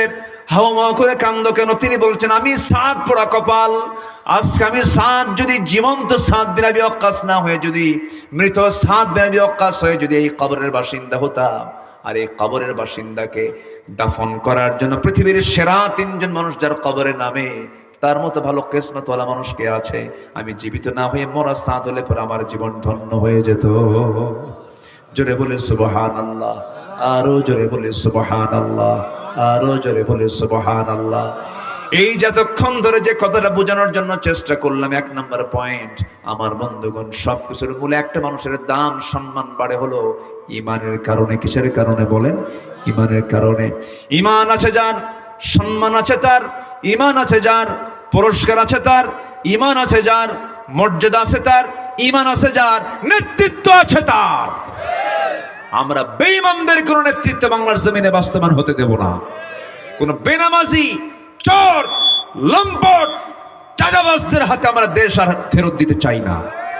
আমরা দুর্নীতিমুক্ত, শোষণমুক্ত, ইমানদার পরহেজগার নেতৃত্বে বাংলার জমিন আমরা গড়তে চাই। রাজি আছেন কারা কারা? হাত উঁচু করে দেখান মুসলমান।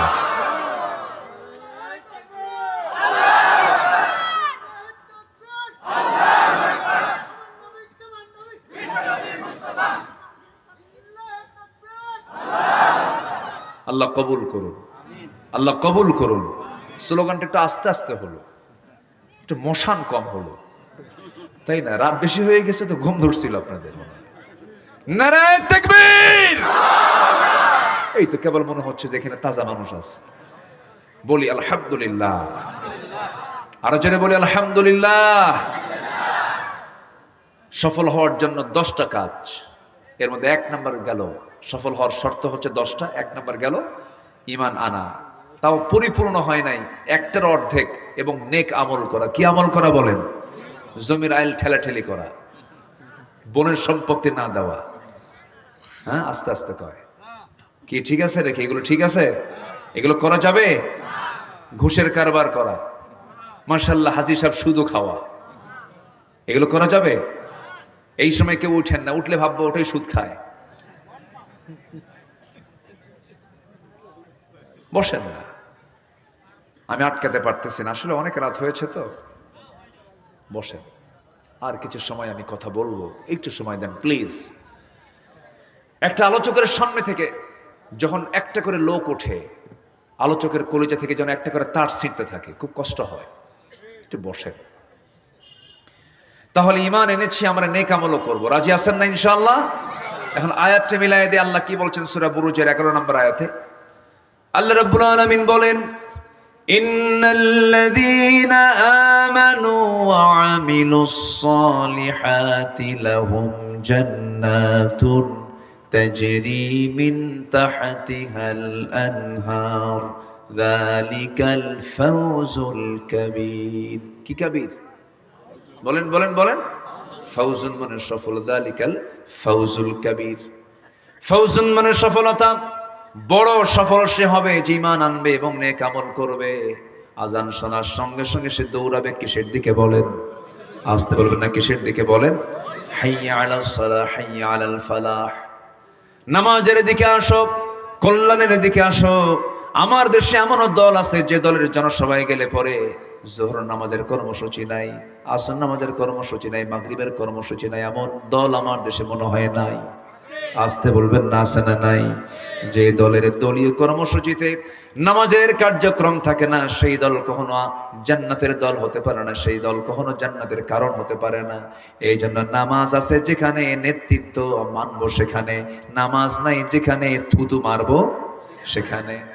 রাজি আছেন তো ইনশাআল্লাহ? নামাজে নেতৃত্ব আমরা গড়ে তুলবো। এমন সুন্দর একটা পরিবেশ আমরা এখন পেয়েছি মাশাআল্লাহ।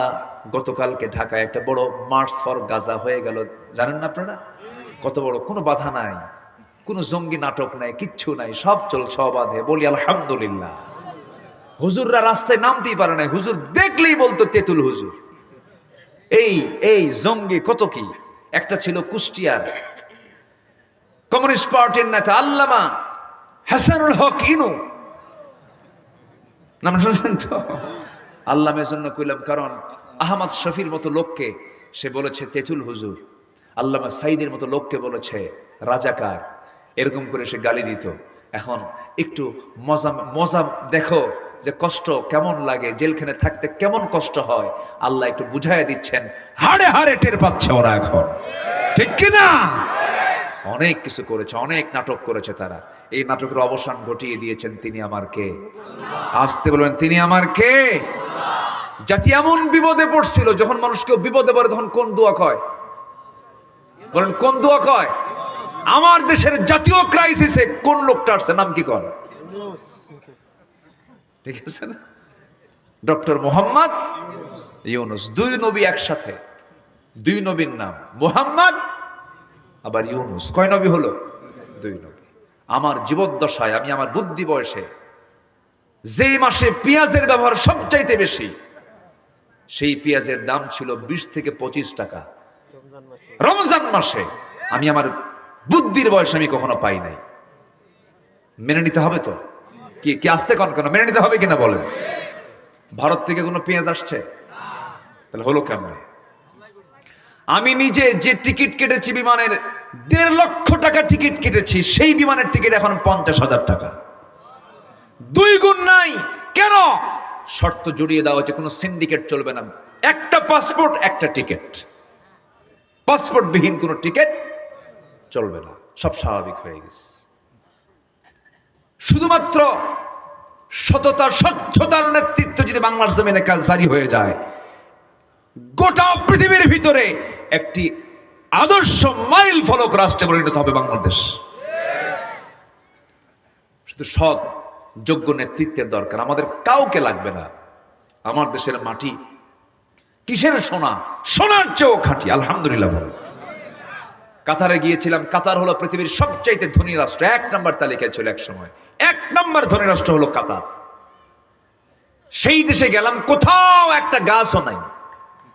হঠাৎ করে দেখি একটা গ্রিন জোন করেছে ওরা, গ্রিন মানে শুধু গাছ আর গাছ। ভাবলাম এই মরুর ভিতরে এই গাছগুলো আসলো কেমনে, কেমনে এই গাছগুলো হলো? মুসকি হাসি মেরে বলে, হুজুর নিচের দিকে তাকায় দেখেন স্যালাইন লাগানো আছে, প্রত্যেকটা গাছের গোড়ায় গোড়ায় পানির কল লাগানো আছে। উপর থেকে হেলিকপ্টার দিয়ে বিকেলবেলা আবার ওই পানি ঢালে, সুন্দর করে বৃষ্টির মতো করে পানি ঢালে, মানে পানি দেবে না এক বেলায় সব শেষ, সব শুকনো খড়কুটো হয়ে যাবে, ওই যে খড়ের মতো হয়ে যাবে, থাকবে না। আর আমার দেশের মাটি কি সুন্দর। একটা বাচ্চা পেয়ারা খেলো, সেই পেয়ারা খাওয়ার পর সেই পেয়ারার বিচি পিছন দিয়ে ছাড়লো, ওই যে থুয়ে আসছে, 3 মাস পর দেখে যখন থেকে একটা গাছ হয়ে গেছে। আমি কি ভুল বলতেছি ভাই বল? আমার দেশ কি সুন্দর দেশ। মরিচ ভর্তা দিয়া খাইছে, কাঁচা মরিচ খাইছে, কাঁচা মরিচ খাইয়া ও তো বিচি তো আর হজম হয় না, বাঁশ ঝাড়ে গিয়ে ঝেড়ে আসছে। 4 মাস পরে দেখে যে মেলাগুলো কি গাছ, মরিচ ধরে আছে। এই দেশের অভাব থাকবে? আস্তে করে এই দেশের অভাব থাকবে? শুধু আমার দেশে শুধু চুরি বন্ধ করতে হবে, চুরি চুরি। এই 16 বছরে যে চুরি করে তারা দেশের টাকা বাইরে পাচার করেছে, ওদের নেতৃত্ব দেওয়ার চুল পরিমাণ কোন অধিকার থাকতে পারে না।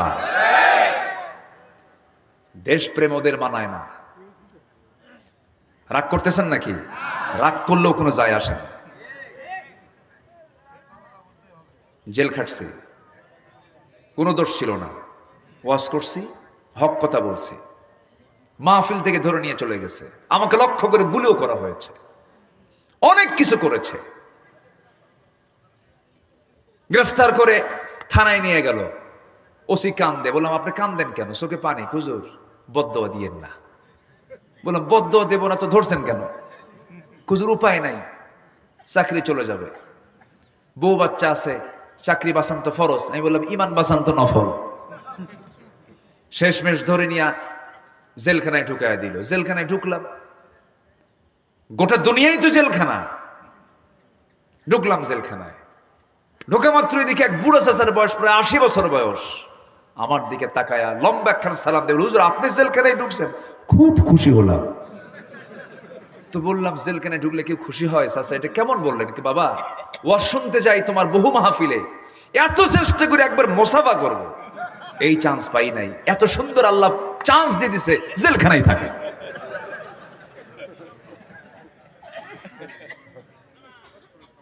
এরকম করে অসংখ্য আলেমের জীবনকে নষ্ট করে দিয়েছে এরা।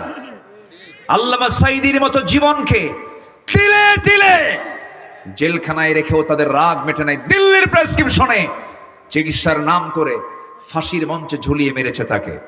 ফাঁসির মঞ্চে ঝুলিয়ে না মারতে বললো, তাকে বিষ প্রয়োগ করে তাকে হত্যা করা হয়েছে। আমরা তাফসীর মাহফিলের এই প্ল্যাটফর্ম থেকে জানান দিতে চাই, সকল হত্যার বিচারের পাশাপাশি এই দেশের কিংবদন্তি আল্লামা সাঈদীর খুনি যারা, চূড়ান্ত শাস্তি নিশ্চিত করা হোক। রাজি আছেন কারা কারা? হাত উঁচু করে দেখান মুসলমান।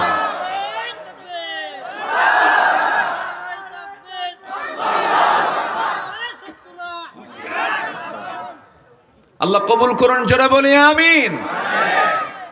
সম্মানিত ভাইয়েরা, হ্যাঁ লিক লিক, ওই তো সম্মানিত ভাই, এটাই তো কথা। ওলামায়ে সু ছিল, ওলামায়ে সু, ওলামায়ে সু জঘন্য। পৃথিবীর ইতিহাসে কোথায় এমন রেকর্ড নাই। একটা দেশের শীর্ষ নেতৃত্ব সেও পালায়, মসজিদের খতিবও পালায়। ঠিক আছে কিনা? আজ পর্যন্ত বাইতুল মুকাররমের খতিব খুঁজে পাওয়া যাচ্ছে না, উনি নিখোঁজ। সম্মানিত ভাইয়েরা, বড় বদনসিব আমাদের। আলেম নামের কিছু কলঙ্ক তারা বিক্রি হয়ে গিয়েছিল 16 বছরে। ঠিক আছে না চাচা? বিক্রি হয়েছিল, কিন্তু কেউ বিক্রি হয়নি, কেউ বিক্রি হয়নি। হাসি মুখে দিয়ে ফাঁসির মঞ্চ পর্যন্ত গিয়েছেন, কারোর সামনে তারা মাথা নত করেন নাই। ঠিক কিনা বলেন? যুগে যুগে মুনাফিক ছিল, আছে, থাকবে, ইমানদারকে চেক করার জন্য। মুনাফিকরা আছে না নাই? আছে। মন খারাপের কোনো কারণ নেই, এগুলো হতাশার কোনো দিক নয়, মুনাফিকরা থাকবেই। সম্মানিত ভাইয়েরা, 1 নাম্বার চলে গেল। নাম্বার 2, ওই 1 নাম্বার না, নাম্বার আর ফুরাচ্ছে না, বহু আলোচনা তো। নাম্বার 2, আমরা পিউরিটি নিয়ে আসব, পরিশুদ্ধতা নিয়ে আসব, ফ্রেশ, কোনো ভেজাল নিয়ে আসা, কোনো ক্যান্সার ঢোকানো যাবে না ইমানের মধ্যে। নফসটাকে করবো আমরা পরিশুদ্ধ। জোরে বলি ইনশাআল্লাহ, আর জোরে বলি ইনশাআল্লাহ। নফসের রোগ আছে না নাই? নফসের রোগ হলো নিজের বউ দেখে না, খালি অন্যের বউয়ের দিকে ছায়া থাকে। এরকম আছে না নাই বলেন তো? এটা যে কিসের রোগ বলেন? নফসের রোগ। অন্যের বউ দেখতে হবে না নিজের বউ দেখতে হবে? নিজের বউ। অন্যের বউ শুধু দেখে, নিজের বউর দিকে তাকায় বলে তোর একটা চেহারা হলো। অন্যের বউর দিকে তাকালে কি নিজের বউর চেহারা ভালো লাগবে? লাগবে না। নিজের বউকে সুন্দর দেখতে হলে পৃথিবীর সব বউয়ের দিকে তাকানো বন্ধ করতে হবে। এর মধ্যে মজা আছে, এর মধ্যে তৃপ্তি আছে। চোখের হেফাজত করতে হবে, সমস্ত অঙ্গ প্রত্যঙ্গের হেফাজত করতে হবে। সফল হওয়ার জন্য 9টা গুণ 7টা গুণ দরকার। যারা পারেন ঠোঁট মিলিয়ে বলুন, قد أفلح المؤمنون الذين هم في صلاتهم خاشعون والذين هم عن اللغو معرضون والذين هم للزكاة فاعلون والذين هم لفروجهم حافظون। সফল হলো 7 ধরনের, 7টা কাজ আছে। যার সফল ব্যক্তি সে কয়টা কাজ বলেন? আস্তে কয়টা কাজ বলেন? 7টা কাজ। কদ আফলাহাল মুমিনুন, ওই সমস্ত মুমিনরা সফল যার মধ্যে 7টা কাজ থেকে যাবে, 7টা গুণ থেকে যাবে। সবাই নোট করে নেন, মুখস্থ করে নেন। নাম্বার 1 হলো যারা নামাজকে রেগুলার করবে। নাম্বার 2 হলো যারা কথা বাজে কোনো কথা মুখ থেকে বের করবে না, অযাচিত কোনো কথা মুখ থেকে বের করবে না। নাম্বার 3 হলো যারা তাদের যাকাতটা ঠিক মতো আদায় করবে। নাম্বার 4 হলো লজ্জাস্থানের যারা হেফাজত করবে। নাম্বার 5 হলো আমানত যারা ঠিক রাখবে। কি ঠিক রাখবে? আমানত। রাষ্ট্র ক্ষমতা পাওয়া একটা কি বলেন? জোরে বলেন, জোরে বলেন, জোরে বলেন। যিনি রাষ্ট্রপতি তার দায়িত্ব বেশি না যে জনগণ তার দায়িত্ব বেশি? বলেন কার দায়িত্ব বেশি? বেশি প্রশ্ন হবে জনগণকে না রাষ্ট্রপতিকে? হ্যাঁ, এই চিন্তা মাথায় থাকলেই তো তখন ভালো হওয়া যায়। সাইয়েদনা ওমর ফারুক রাদিয়াল্লাহু তাআলা আনহু অর্ধ দুনিয়ার শাসনকর্তা, গোটা দুনিয়ার অর্ধেক পৃথিবী তিনি চালান, অথচ রাতের বেলা ঘুমাতে পারেন না। তাকে প্রশ্ন করা হলো ঘুমান না কেন? তিনি কেঁদে কেঁদে বলেন, ঘুমাবো কেমনে, আমার টেনশন হয় ফোরাতের তীরে একটা কুকুর যদি অনাহারে মারা যায়, ইরাকের রাস্তা খারাপের কারণে ওই গর্তের মধ্যে উটের পা পড়ে, যে উটের পা ভেঙে যায়, উটের পা কেন ভাঙলো, কুকুর কেন অনাহারে মারা গেল, এর জন্য কিয়ামতের দিন আল্লাহর সামনে আমাকে আসামির কাঠগড়ায় দাঁড়িয়ে তার জবাব দিতে হবে। আজকে ফিলিস্তিন একটা মৃত্যুপুরী হয়ে আছে, একটা ভয়ঙ্কর জ্বলন্ত অগ্নিকুণ্ড হয়ে আছে। গোটা পৃথিবীর মুসলমানদের কোনো নজর নাই। 56টা মুসলিম কান্ট্রি, আজকে 56টা লাগবে না, মাত্র 5টা দেশ যদি আজকে একত্রিত হয়ে যদি একটা হুঙ্কার দিত, আজকে ইসরায়েলের 1,52,00,000 ইহুদি সব ধুলাই মিশে যেত। আসতে কন কেন? ঠিক কিনা? 1,52,00,000 ইহুদি, 1 মাত্র 52,00,000, যা আমাদের বগুড়া, রংপুর, রাজশাহীতে যে লোক, এই লোকের সংখ্যা হলো গোটা পৃথিবী জুড়ে ইহুদিদের মাত্র 1,52,00,000 মানুষ। আমাদের 3 জেলা 4 জেলার সমান এদের জনসংখ্যা। এই সামান্য জনগোষ্ঠী আজকে গোটা পৃথিবীর মুসলমানকে নাচাচ্ছে। আজকে সেই জায়গায় 200 কোটি মুসলমান, 200 কোটি মুসলমানের হাতে অস্ত্র নেওয়া লাগবে না, শুধু মুখের থুতু যদি মারত সবগুলো উড়ে যেত। চুপচাপ থাকে, কেউ কোনো কথা বলে না। আমাদের কথা বলার প্রয়োজন আছে না নাই? যে যেখানে আছি আমরা জাতিসংঘের কাছে স্পষ্ট ভাষায় জানান দিতে চাই, আমরা ওআইসির কাছে, ওআইসি হচ্ছে মুসলিম দেশগুলোর একটা organisation of Islamic conference, OIC. আর আমি কি কই জানেন? ওআইসি। ও ঠিক আছে, আমি দেখবো। ওই দেখতেইছে, কোনো ফলাফল নেই। আমরা প্রেজেন্ট ওয়ার্ল্ড আল্লাহর কাছে দোয়া করে, আল্লাহ তুমি ওমর ফারুকের মতো একজন নেতা আমার দেশ, আমার এই পৃথিবীতে পাঠিয়ে দাও। জোরে বলি আল্লাহুম্মা আমিন। আরো জোরে আল্লাহুম্মা আমিন। রাতের বেলা তিনি ঘুমান না, জনগণকে দেখতে যান। প্রথম খলিফা সাইয়েদনা আবু বকর রাদিয়াল্লাহু তাআলা আনহু খালি পায়ে হাঁটতেছেন রাতের বেলা। কি পায়ে বলেন তো? খালি পায়ে। একজন খলিফা, রাষ্ট্রপতি খালি পায়ে হাঁটে, তাও কোন রাস্তা? যে রাস্তায় পাথর, এবড়ো থেবড়ো রাস্তা, সেই রাস্তায় তিনি খালি পায়ে হাঁটতেছেন। পা ফেটে যেতে পারে যে কোনো মুহূর্তে পাথরের আঘাতে। সাইয়েদনা ওমর ফারুক সামনে পড়ে গেছেন। খালি পায়ে হাঁটেন কেন? সাইয়েদনা আবু বকর কেঁদে কেঁদে বলেন, ভাই ওমর, খালি পায়ে হাঁটার কারণ হলো আমি যদি জুতা পায়ে হাঁটতে যাই, আমার জুতার তলার সাথে পাথরের একটা আঘাত লাগবে, একটা আওয়াজ সৃষ্টি হয়ে যাবে। সেই আওয়াজে যদি আমার দেশের জনগণের ঘুমের যদি ব্যাঘাত হয়ে যায়, কিয়ামতের দিন আমাকে আসামির কাঠগড়ায় দাঁড়িয়ে তারা জবাব দিতে হবে। চিন্তা করে দেখেন তারা জনগণকে নিয়ে কি চিন্তা করেছেন, কি চিন্তা তাদের মাথায় ছিল। রাতের আধারে সাইয়েদনা আবু বকর রাদিয়াল্লাহু তাআলা আনহু প্রত্যেক দিন প্রত্যেক রাত্রিতে একজন মহিলার ঘরে যেতেন। বৃদ্ধা নারী, চোখে দেখেন না, স্বামী নাই, ছেলে নাই, মেয়ে নাই, কেউ নাই, তাকে দেখার কেউ ছিল না। প্রতিবেশী তার রাষ্ট্রপতি হওয়ার পরও তার এই খেদমত বন্ধ হয় নাই। প্রত্যেক রাত্রি তার খেদমত করে দিয়ে আসতেন। কাপড় চোপড় ধুয়ে দেওয়া, গোসল করানো, তারপরে খাবার দাবারের ব্যবস্থা তিনি করে দিয়ে আসতেন। আমার বন্ধুগণ, সাইয়েদনা ওমর ফারুক একদিন কোন এক রাতের আধারে ওই মহিলার খেদমত করার জন্য দরজায় গিয়ে নক করছেন। বুড়িমা, খেদমত লাগবে নাকি? তিনি বলছেন খেদমত একজন করে গেছে। তিনি মনে মনে ভাবলেন, এই আরবের এই মদিনার মাটিতে কে আছে তারা খেদমত করার জন্য? দরজায় তিনি আড়ালে দাঁড়ায় আছেন। দেখলেন কে যেন ঢুকলো। প্রথম দিন টের পেলেন না, দ্বিতীয় দিন টের পেলেন না, তৃতীয় দিন তিনি যখন ঢুকেছেন, বের হওয়ার সময় তিনি চট করে তার পিছন দিকে ভাতটা চেপে ধরে দেখেন কেউ না। সাইয়েদনা আবু বকর রাদিয়াল্লাহু তাআলা আনহু দরজাতে বের হচ্ছেন খালি পায়ে। ওমর ফারুক কেঁদে কেঁদে বলছেন, ভাই আবু বকর, দেশও চালাবেন, প্রতিবেশীর খেদমত করবেন, মরে যাবেন তো, অসুস্থ হয়ে পড়বেন তো, অন্তত আমাদের জন্য খেদমত কিছু রেখে দেন। সাইয়েদনা আবু বকর বলেন, ওমর রে, আমার আমলনামা আমার পিঠে আসবে, তোমার আমলনামা তোমার পিঠেই চলে যাও, আমাকে খেদমত করতে দাও। মৃত্যুর দিন পর্যন্ত সাইয়েদনা আবু বকর ওই মহিলার খেদমত করে দুনিয়া থেকে বিদায় নিলেন। দ্বিতীয় খলিফা ওমর ফারুক তারপর থেকে তিনি ওই মহিলার দায়িত্ব নিলেন, চলে গেছেন। কিন্তু মহিলা জানেন না সাইয়েদনা আবু বকর দুনিয়া থেকে বিদায় নিয়েছেন, তার কাছে সংবাদ যায় নাই। ওমর ফারুক রাদিয়াল্লাহু আনহু ওই মহিলার খেদমত করার জন্য রাতের আধারে চলে গেছেন। খেদমত করে, রান্না বান্না করে, কাপড় চোপড় ধুয়ে, খেজুরগুলো ধুয়ে নিয়ে সব কিছু কমপ্লিট করে তিনি বের হয়ে চলে আসছেন। এরপরে মহিলা যখন খেতে বসেছেন, খেজুরগুলো খেতে নিয়ে বসেছেন, একটা খেজুর মুখের মধ্যে দেওয়া মাত্রই কামড় দিয়েছেন। বিচি দাঁতের নিচে যখন পড়ে গেছে, তখন তিনি বলে ফেলেন, ইন্না লিল্লাহ। এই কথা বলে তিনি ভাবলেন, আমার আসল খাদেম আবু বকর বুঝি না, আমার আবু বকর দুনিয়া থেকে বিদায় নিয়েছে। কারণ আমার আবু বকর যখন আমার খেদমত করার জন্য আমার ঘরে আসতো, খেজুরগুলো শুধু ধুয়েই দিত না, আমার কষ্ট যেন কম হয় সেজন্য আমার খেজুরগুলো খাওয়ানোর জন্য খেজুরের ভিতরে থাকা বিচিগুলো সে সরাইয়া দিয়া দিয়া আমার জন্য খেজুর সে প্রস্তুত করে দিয়ে যেত। জোরে কান সুবহানাল্লাহ, আরো জোরে কান সুবহানাল্লাহ। এগুলো কি অহংকার থাকলে এগুলো খেদমত আসবে নাকি? হৃদয়ের প্রশস্ততা, হৃদয়ের মধ্যে তাজকিয়াতুন নফস আসলেই তো এগুলো হয়। এই জন্য আমার বন্ধুগণ, নফসের শুদ্ধতা আনতে হবে।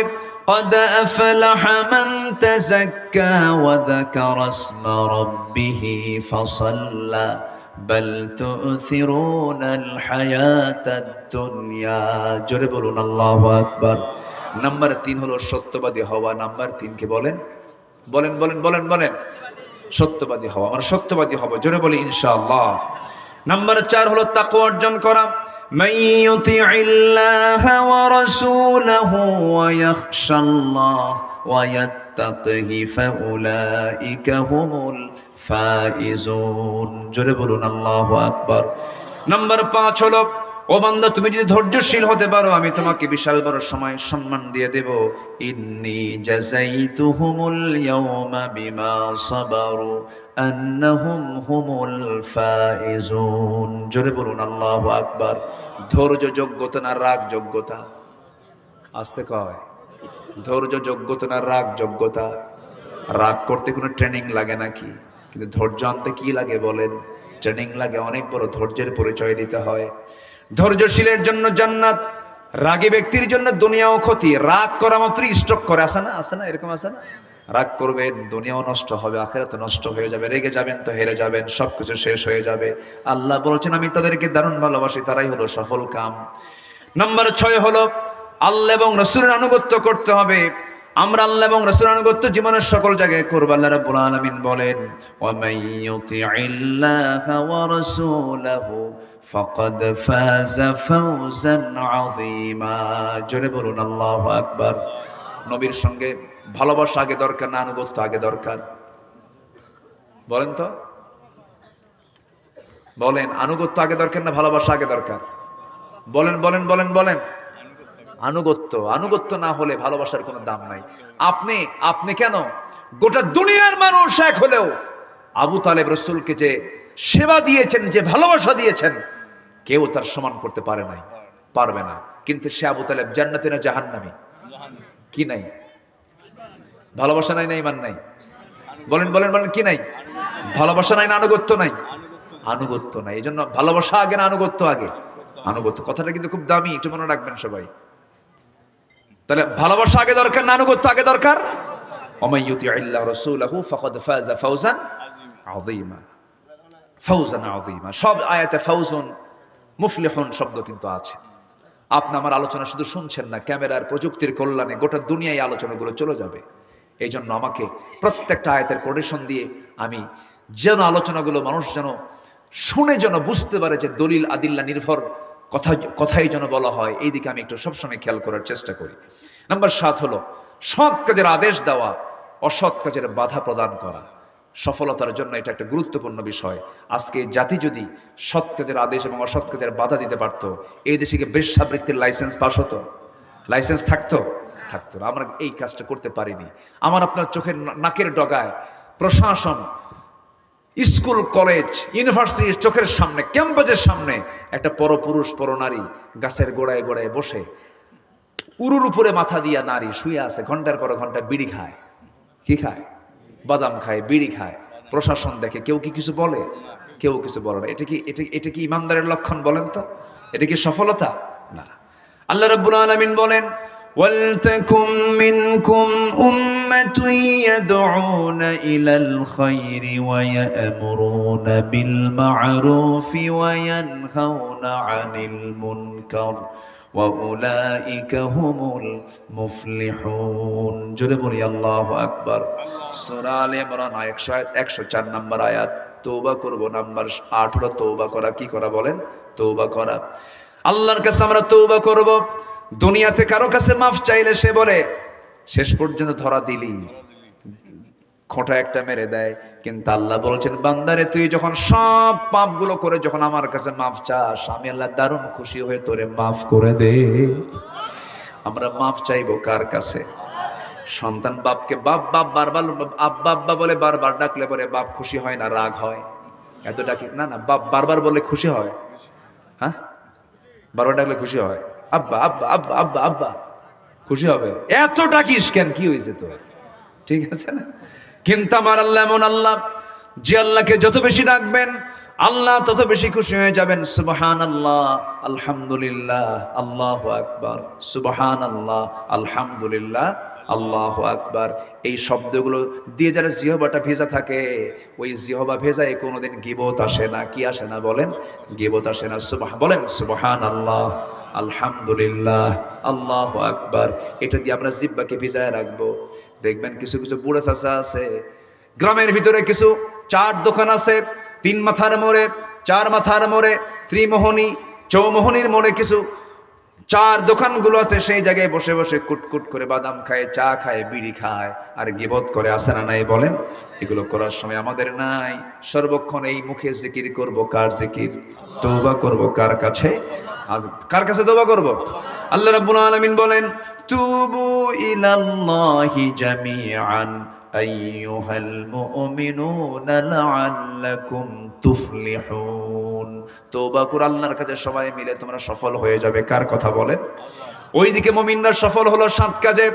4টা বলেছি। 5 নাম্বার হলো যারা আমানত ঠিক রাখবে। নাম্বার 6 হলো যারা ওয়াদা ঠিক রাখবে। নাম্বার 7 হলো নামাজ দিয়ে শুরু, নামাজ দিয়ে শেষ, যারা নামাজের ক্ষেত্রে যত্নশীল হবে। ওয়াল্লাযীনা হুম আলা সালাওয়াতিহিম ইউহাফিজুন। উলাইকা হুমুল ওয়ারিসুন الذين يرثون الفردوس هم فيها خالدون জোরে বলুন আল্লাহু আকবার। এই সমস্ত কাজগুলো হবে যার, আল্লাহ বলছেন আমি আল্লাহ তাকে জান্নাতুল ফেরদাউসের উত্তরাধিকারী বানায়া দেব। জোরে বলি আল্লাহু আকবার। 5 ওয়াক্ত নামাজ পড়বেন কারা কারা? হাত তুলে দেখান দেখি। 5 ওয়াক্ত নামাজ পড়বেন কারা কারা? জোরে বলি ইয়া আল্লাহ, ইয়া রহমান, ইয়া রহিম, ইয়া হাইয়্যু, ইয়া কাইয়্যুম। ইয়া আল্লাহ, আমাদেরকে 5 ওয়াক্ত সালাত আদায় করার তৌফিক তুমি আল্লাহ দিয়া দাও। ইয়া আল্লাহ,